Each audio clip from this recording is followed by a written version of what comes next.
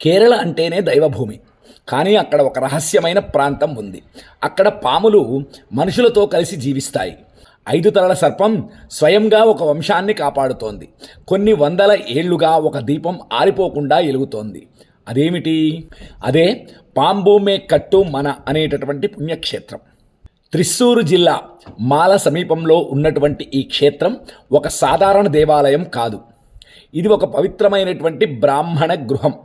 పురాణాల ప్రకారం పరశురాముడు ప్రతిష్ఠించినటువంటి ఈ క్షేత్రంలో సర్పరాజైనటువంటి వాసుకి స్వయంగా కొలువై ఉన్నాడు. ఇక్కడి విశేషం ఏంటంటే ఈ ఆవరణలో పాములు స్వేచ్ఛగా తిరుగుతుంటాయి. కానీ అవి ఎవరినీ కరవవు. అవి ఈ ఇంటి రక్షకులు.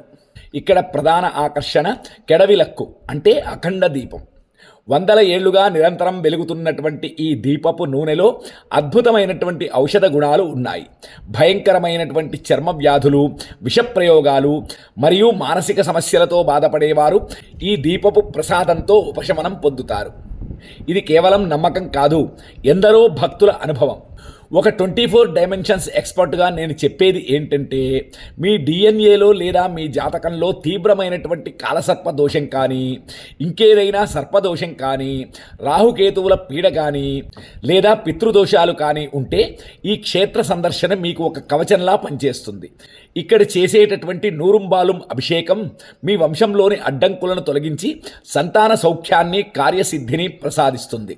నాగదోషం నుండి విముక్తి పొందాలన్నా, పితృదేవతల అనుగ్రహం కలగాలన్నా ఈ పాంబుమే కట్టు మన దేవాలయాన్ని దర్శించండి. మీ జాతకంలో ఇటువంటి దోషాల ప్రభావం ఎంత ఉందో తెలుసుకోవాలంటే మన శ్రీగాయత్రి ఆస్ట్రో న్యూమరాలజీని కింద ఉన్నటువంటి ఫోన్ నెంబర్తో సంప్రదించండి. శ్రీమాత్రే నమః. స్వస్తి.